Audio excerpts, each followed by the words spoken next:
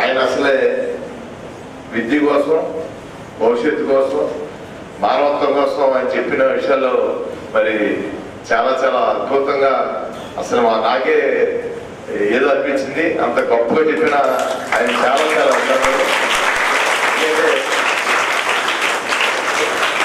అందరం రాజకీయ నాయకులుగా తయారైన తర్వాత చాలా విషయాలు మర్చిపోతూ ఉంటాం, చాలా కొన్ని మూలాలు కూడా మర్చిపోతాం. ఎప్పుడు ప్రతిరోజు ఏ సమస్యని ఏ అధికారులతోటి, ఏ ప్రజలతోటి, ఏ పార్టీలతో ఇబ్బంది వస్తుందా అనేది ఉంటుంది తప్ప అసలు భవిష్యత్తు పిల్లల కోసం అనేది మరి ఆయన చెప్పిన విషయాలు నిజంగా చాలా గొప్ప మానవత్వం.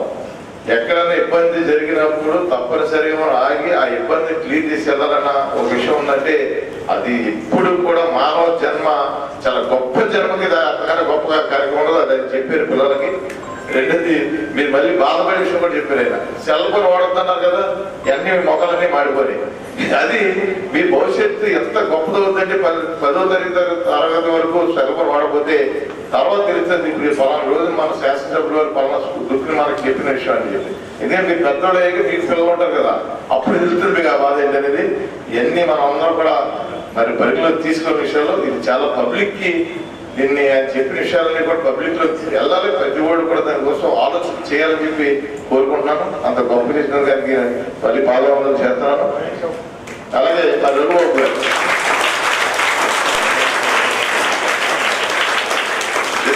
స్కూల్ కోసం మాట్లాడతాను.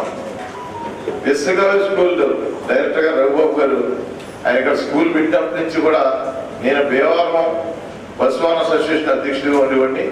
1991 నుంచి కూడా స్కూల్కి కంపల్సరీ మెటడోర్లు, వ్యాన్లు, అలాగే బస్సులు కూడా ట్రాన్స్పోర్టేషన్ ముఖ్యం. అప్పటి నుంచి కూడా చూస్తున్నాను. చాలా క్రమశిక్షణ అంటే మరీ అసలు ఆయన తోటి పేరెంట్స్ కూడా ఆయన దగ్గరికి వెళ్ళి మాట్లాడారంటే భయపడి అంత క్రమశిక్షణ తీసుకొచ్చారు ఆయన. దానివల్లే ఈ స్కూల్కి ఇంత పేరు రావడానికి కారణం. ఆయన 34 సంవత్సరాలు పూర్తి చేసుకుని మరి వాళ్ళిద్దరు భార్య భర్తలు ఇద్దరు కూడా ఎప్పుడు నిరంతరం ఎప్పుడు కూడా వాళ్ళు మరి బంధువులు ఇళ్ళకి పెళ్లిళ్ళకి అట్లకి వెళ్ళారు కూడా మాకైతే తెలియదు. ఎప్పుడు చూసినా స్కూల్లోనే ఉండేవాళ్ళు. అటువంటి ఆయనకి 34 సంవత్సరాలు పూర్తి చేసిన 35 సంవత్సరాలు శుభాకాంక్షలు తెలియజేసిన కుటుంబ సభ్యులందరూ కూడా రాబోయే రోజుల్లో కూడా అబ్బాయి కూడా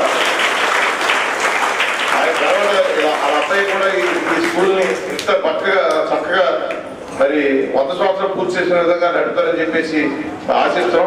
అంత గొప్ప స్కూలు చాలా మంది దేశ విదేశాల్లో అలా డాక్టర్గా కానీ, ఇంజనీర్గా కానీ, అలాగే వ్యాపారస్తులుగా కానీ, అలాగే పబ్లిక్ సర్వీస్ లో కానీ అన్ని విభాగాల్లో కూడా విశ్వకవి స్కూల్స్ ఉన్న స్టూడెంట్స్ ఉన్నారంటే చాలా గర్వకారణం. మన ప్రాంతానికి ఆయన ఈ స్కూల్ ఒక వరంగా ఇచ్చినట్టు లెక్క.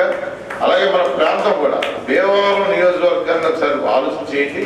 మన ప్రాంతం యొక్క ప్రజల యొక్క మానసిక స్థితి ఎక్కడా కూడా నేను ఆంధ్రప్రదేశ్లో రాజకీయంగా కానీ నేను చేసిన ట్రాన్స్ఫర్ 18 రాష్ట్రాల్లో లారీలు కూడా తిప్పాను. నేను వ్యాపారంగా కానీ ఎక్కడ లేని మనస్తత్వం మన భీమవరం ప్రాంతంలో ఉంటుంది. ఏ మనిషిని కూడా అసలు మనిషి కొత్త మనిషా పాత మనిషా అలా మన ఏరియాకి వచ్చి వ్యాపారం చేసి బయటకు వెళ్తున్నారా ఏంటనేది ఆలోచించరు. అది ఈ ఏరియాలో ప్రజలకు కానీ ప్రాంతానికి కానీ ఉపయోగపడతారు అనుకుంటే కనుక ఎటువంటి వ్యక్తినా సరే ప్రేమతో చేరదీసే ప్రాంతం ఏదైనా ఉందంటే అది భీమవరం ప్రాంతం అని చెప్పి అందరూ తెలియజేస్తాను. ప్రతి ఒక్కరిని కూడా ప్రేమతో మరి మన భీమవరం నియోజకవర్గంలో నిజంగా కూడా ఎన్నో సంస్థలు, విద్యా సంస్థలు కానీ, వేరే సంస్థలు కానీ, వ్యాపారాలు కానీ ఎక్కడి నుంచి వచ్చినా సరే ఇక్కడ చాలా ప్రేమగా ఉంటారు ప్రజలు. వీళ్ళు మనతనం ఉండదు. మన అందరం భారతీయులు, మన అందరం ఆంధ్రప్రదేశ్ ప్రజలు ఉన్న ఫీలింగే మన భీమవరం ఉంటుంది తప్ప మిగతా చోట ఇంత సానుకూల పరిస్థితి ఉండదు. అదంతా మీరు అందరూ ఒకసారి గమనించాలని చెప్పి ఈ సందర్భంగా కోరుకుంటున్నాం. అలాగే మీ అందరికి కూడా తెలిసేది లేదు, ఇప్పటి నుంచి కూడా మీరు ఆలోచన తీసుకోవాల్సింది మరి మన ప్రభుత్వం నడిపే విషయంలో కూడా నారా చంద్రబాబు నాయుడు గారు ముఖ్యమంత్రిగా అప్పుడే 4వసారి ముఖ్యమంత్రి చేస్తారు. ఆయన కఠోర దీక్ష అసలు ఇప్పుడు కూడా ప్రతిరోజు ఆయన నిజంగా 45 సంవత్సరాల నుంచి ఆంధ్రప్రదేశ్ లో కానీ దేశంలో కానీ రాజకీయ చిత్రపటంలో ఆయన పాత్ర లేకుండా 45 సంవత్సరాల నుంచి రాజకీయం చేస్తారంటే ఆయన ఎంత క్రమశిక్షణ పట్టుదల ఉన్నది ఒకసారి ఆలోచించారు పిల్లలందరూ. అలాగే అందరూ ఆలోచన తీసుకొస్తుంది పవన్ కళ్యాణ్ గారు.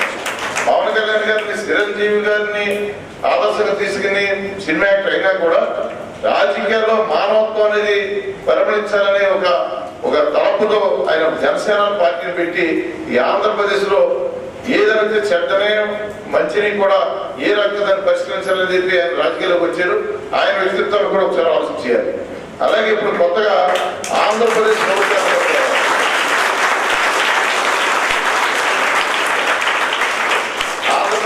ఏర్పడిన తర్వాత నారా లోకేష్ బాబు గారు ఆయన చాలా చిన్న వయసులోనే పాదయాత్ర చేశారు, యోగా పాదయాత్ర. ఒక రాజకీయ నాయకుడిగా ప్రజల్లోకి ఏమి కావాలో తెలియాలంటే ప్రతి చిన్న స్థాయి మనిషి దగ్గర గుడిసెల దగ్గర నుంచి అందరినీ కూడా వాళ్ళ జీవన స్థితి తెలుసుకోవాలన్నప్పుడు పాదయాత్ర చాలా ఉపయోగపడుతుంది. ఆయన 3200 కిలోమీటర్ పాదయాత్ర చేసి ప్రతి మనిషిని కూడా ఆంధ్రప్రదేశ్ లో ఉన్న 26 జిల్లాల్లో టచ్ చేస్తూ ప్రతి వ్యక్తిని, ప్రతి కులాన్ని, మతాన్ని, వర్గాన్ని, ప్రాంతాన్ని కూడా ఏ ప్రాంతం ఏం జరుగుతుందో తెలుసుకుని పరిపాలన చేయాలనేది ఒక తలంతో పాదయాత్ర చేశారు. సక్సెస్ఫుల్ అయింది. ప్రజలు తీర్పు చెప్పారు. అత్యధిక ప్రజలు తీర్చేయడానికి.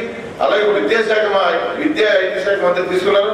మీ విద్యాశాఖలో చూసుకోండి, పిల్లల భవిష్యత్తు కోసం మీరు చూస్తారు. ఈ మధ్యకాలంలో ఆయన ఎన్ని కార్యక్రమం తీసుకొస్తారంటే ఆయన స్టాండర్డ్ బోర్డు విదేశాలు చదివారైనా వాళ్ళ భార్య కూడా మంచి విద్యావేత్త, మంచి కుటుంబం, ఎన్టీ రామారావు కుటుంబం, అలాగే నారసింహరావు కుటుంబంలో వచ్చిన వ్యక్తులు. విద్యార్థుల కోసం, విద్య కోసం మన ప్రాంతం నుంచి చదివించి ప్రపంచవ్యాప్తంగా, ఎందుకంటే చదువుని డెవలప్ చేసినప్పుడే ప్రపంచవ్యాప్తంగా ప్రపంచంలో ఉన్న అన్ని సంస్థల్లో కూడా, అన్ని వ్యవహారాల్లో కూడా చాలా చోట్ల రాజకీయ నాయకులు, మేయర్లు కూడా ఈ మన మన మన ప్రాంతం నుంచి వెళ్తారంటే దానికి మన ప్రాంతం, మన గొప్పతనం అనే సందర్భం తెలియజేస్తున్నాం. అటువంటి గొప్పతనానికి ముందుకు తీసుకెళ్ళడం కోసం కూడా